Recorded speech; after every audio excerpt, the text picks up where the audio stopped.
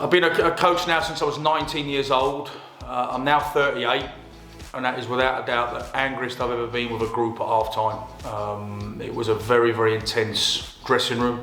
I sensed it coming before the game. I thought we were a little bit too laissez-faire turning up.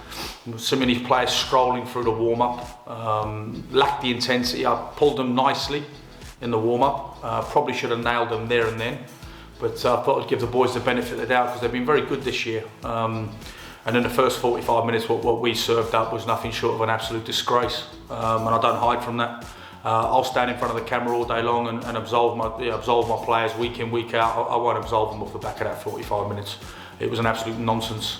Things that we've done throughout the season in terms of, you know, our intensity to press the ball, picking up second balls, you know, the speed at which we circulate the ball, the speed at which we play through, round and over teams was missing. We were 5 and 6 touches on the ball. Our counter pressing was a joke. The goal that we give away is ridiculous. We give the ball away cheaply on the halfway line where we don't secure it.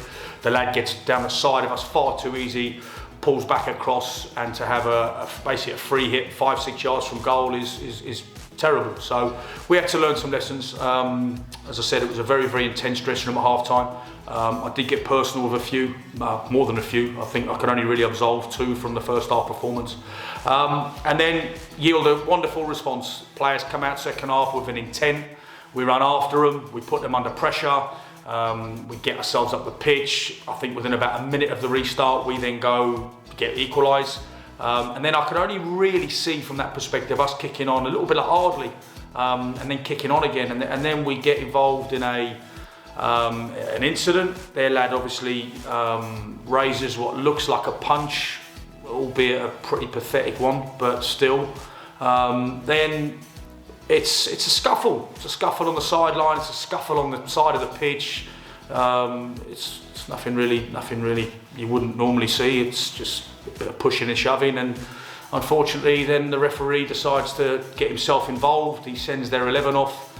And then to my absolute bewilderment, and I think everybody in the stadium then hands Carl Faulkner a red card. I've seen the incident back loads of times. And I'm still at a loss, just to give you an idea of how ridiculous the situation became. It was originally a free kick for us. We'd won the free kick when the scuffle started. And on the restart, we then ended up with a throw-in. So that's where we're at. I've got to be really careful what I say. I'm certainly not going to get into the business of questioning people's integrity or anything like that. We just don't seem to be getting good decisions at the moment, but I'm sure they'll pan themselves and even themselves out over the course of the season. But again, it's the second away game in a row now where we've gone down to 10 men. And like I've said to my players, you know, we've got to stop giving referees decisions to make, because at the moment we're coming up on the short side of them. So we've got to change that. It's something that we are aware of. Our discipline has to be better, without a shadow of a doubt, because if we want to go on and be successful this season, we can't keep getting ourselves down to 10 men. And the game then changes. For about 10-15 minutes, nothing happens. The game went really flat. I think it actually suited Leverstock a little bit. And then out of nowhere, we've defended a corner. It comes out, and the lad hits what looks like a cross. If it is intended as a shot, then I must give him full credit, because it's some finish. It goes over the back of Chaz into the far corner, and then it's one of those, you think, oh, here we go again. Obviously then make the change straight from the centre to put Manny on, and then straight from the centre it's an 11 pass move, and we're 2-2 again. And then we've had balls off the line, we've hit the post, the keeper's made 3 or 4 outstanding saves, and then it just ends up 2-2, and I felt we'd go on and win it, but I've got to be honest, the way we showed up in the first half, it's a lesson that we need to heed, and we need to heed very, very quickly, because I can allow that to an extent. I've seen that now in a few players once too often. And there will be changes on Saturday, and I just hope that those changes don't become permanent. So players know where I stand on it. We'll work tonight, we'll get ready for Saturday, and some just need to liven up.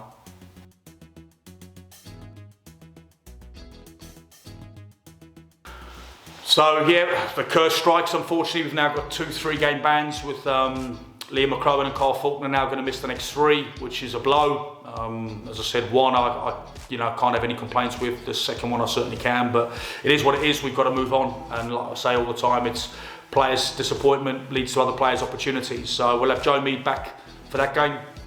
which is good to welcome him back now that he's got some valuable minutes under his belt. Obviously Manny's getting closer to sort of full start. Need to be careful with how we manage him because obviously he's had a long period out. And then really we've got Luke Dunstan and Dylan Baker. Probably the game Saturday will come a little bit too soon for them, but I would be confident in terms of having them back for next Wednesday, which is going to be again a tough game once we get hopefully through the Vase on Saturday.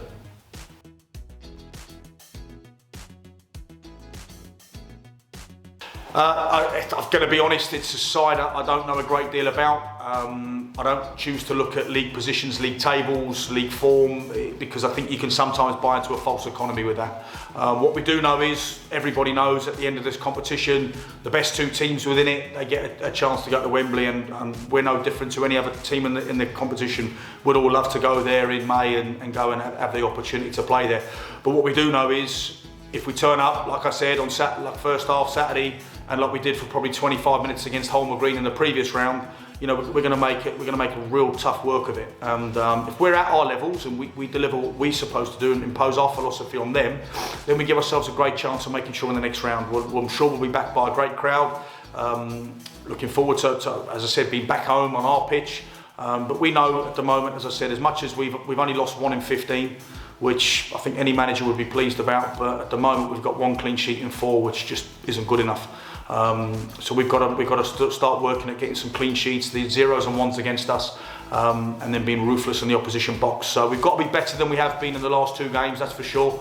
But as I said, they'll produce a test. I've said it, you know, so many times this season. I don't think there's much between the two levels. I don't think there's much between step 5 and step 6. So we know we better be at it, because if we're not, then we'll be the ones on Saturday at 5 o'clock out of the competition and very disappointed. So looking forward to a good crowd. Looking forward to welcoming you all here, and hopefully we'll give you lots to cheer about.